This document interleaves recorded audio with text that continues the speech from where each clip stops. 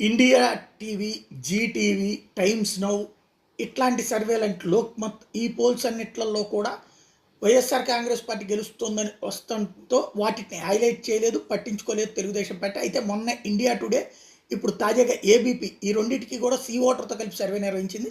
ఈ రెండిట్లో కూడా ఎప్పుడైతే ఇప్పుడు తెలుగుదేశం పార్టీ విజయం, అది ఎన్డీఏ విజయం అని తేల్చినటువంటి నేపథ్యంలో లోకేష్ తన శ్రేణులకు ఉత్సాహాన్ని నింపుతూ ప్రకటన చేశారు.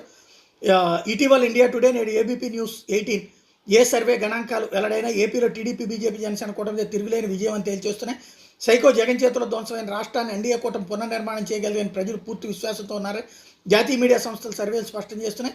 ఏపీలో మెజార్టీ లోక్సభ స్థానాలు టీడీపీ, జనసేన విజయం సాధిస్తాయని గతంలో ఇండియా టుడే సర్వే వెల్లడించగా, ప్రముఖ జాతీయ మీడియా సంస్థ ఏబీపీ సర్వే ప్రకారం ఆంధ్రప్రదేశ్లో 25 లోక్సభ స్థానాలు గాను 20 స్థానాల్లో ఎన్డీఏ కూటమి, బీజేపీ, టీడీపీ, జనసేన విజయం సాధిస్తాయని తేలింది.